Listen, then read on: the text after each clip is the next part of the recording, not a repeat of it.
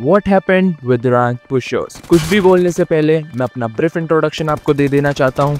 I am Rage and मैं पिछले 5 season से कंटिन्यूस कॉन्कर कर रहा हूँ, but in this season things are change. Season आए 20 दिन से ऊपर हो चुके हैं एंड मैं अभी तक कॉन्कर हिट नहीं कर पाया। I have a lot of experience, a lot of game sense, but उसके बाद भी ये सीजन मैं कॉन्कर नहीं कर पा रहा। ऐसा क्यों है एंड क्यों बड़े से बड़े रैंक पुशर्स को भी इस सीजन रैंक पुश करने में डिफिकल्टी हो रही है?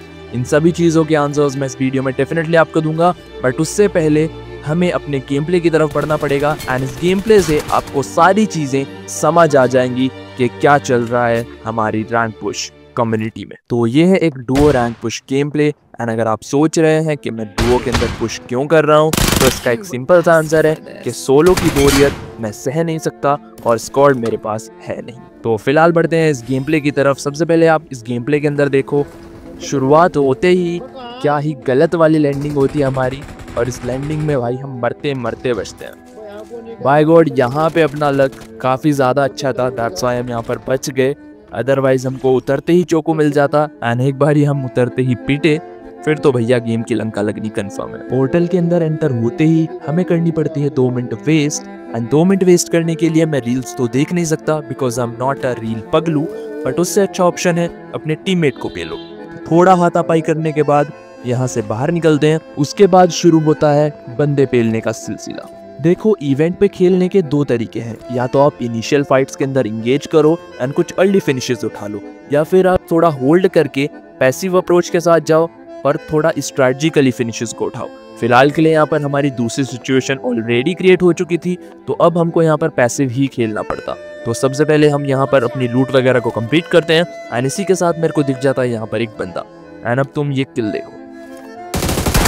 अब इस किल के बाद सामने वाला तो डेफिनेटली मेरी रिपोर्ट मार के जाएगा, बट ये किल कैसे हुआ इसका आंसर ना तो मेरे पास है और ना ही BGMI के पास। इसके बाद थोड़े और हाथ पैर मार के मैं पहुंच जाता हूं कैंपर्स की नगरी में।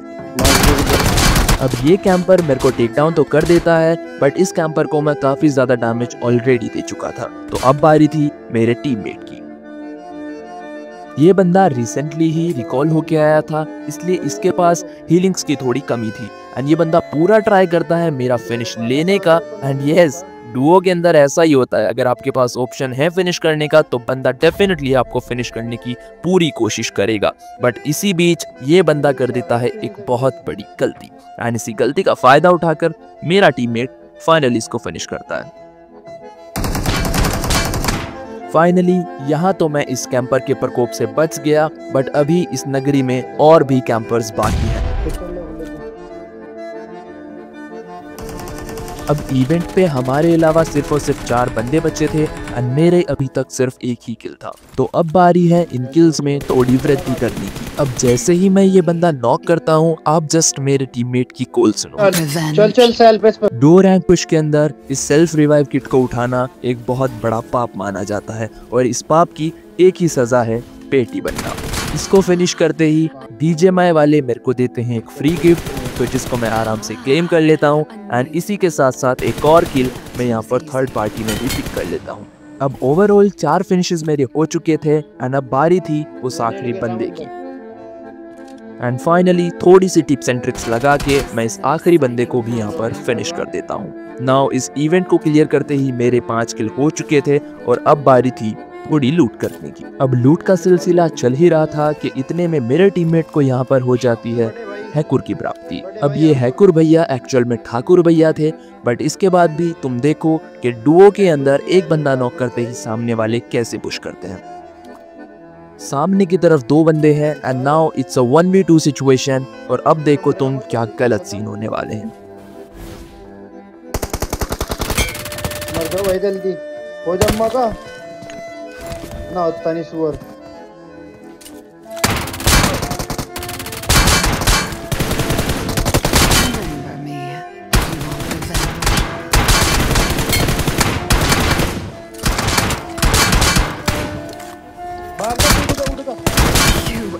पता नहीं कैसे बट एट द एंड मैं इन दोनों बंदों को फिनिश कर देता हूं और अपने इस गेम प्ले को बचा लेता हूं। फाइनली इन 2 फिनिशेस को और एकत्रित करने के बाद मैं हील करने जा ही रहा था कि तभी पीछे से कुछ और शॉट्स आ जाते हैं। एंड नाउ डुओ के अंदर थर्ड पार्टी गलत लेवल पे होती है। थर्ड पार्टी वाले बंदे मेरे पीछे लग चुके थे, जो कि मेरे को हील करने का भी समय नहीं देना चाहते थे। एंड इसी बीच जोन का प्रकोप कंटिन्यूसली मेरे को सता रहा था, क्योंकि लिविक के अंदर जोन सबसे ज्यादा इंपॉर्टेंट होता है। ऑलमोस्ट टॉप 10 की सिचुएशन यहाँ पर हो चुकी थी और अब बारी थी इन बचे हुए 2 बंदों की।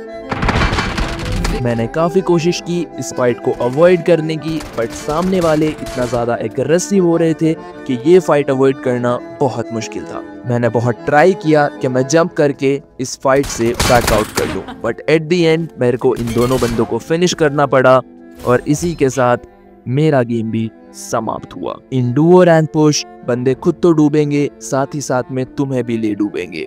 इस वीडियो से हमें यही पता चलता है कि Duo rank push is not easy. हालांकि स्क्वाड जितना टफ नहीं होगा, बट उसके बावजूद भी आपको ऐसे ऐसे कांड देखने को मिलेंगे जो आपने कभी सोची ना होगी। इस गेम के अंदर मैं टॉप 10 के अंदर फिनिश हुआ था एंड मेरे पास 9 किल्स थे। उसके बावजूद भी मेरे को यहाँ पर सिर्फ 5 का ही प्लस मिलता है। तो अब बात कर लेते हैं रैंक पुश सिचुएशन की।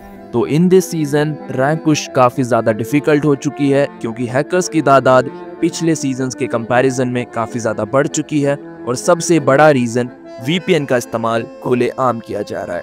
BGMI कोई भी एक्शन नहीं ले रहा है VPN यूजर्स के ऊपर, बट इसी का फायदा उठाते हुए मैक्सिमम प्लेयर्स VPN का यूज कर रहे हैं और 6 घंटे की टाइम लिमिट से ज्यादा खेल रहे हैं, जिस वजह से जो पॉइंट्स हैं वो डे बाय डे काफी ज्यादा इंक्रीज होते जा रहे हैं। एंड साथ ही साथ में हैकर्स के साथ तो ये कॉम्बिनेशन और भी डिफिकल्ट होता जा रहा है। इन्हीं सब रीजंस की वजह से ये सीजन रैंक पुशर्स के लिए एक श्राप से कम नहीं है। बट एट द एंड मैं आपसे बस इतना ही कहना चाहूंगा कि ये सारी चीजें तो टेम्परेरी है।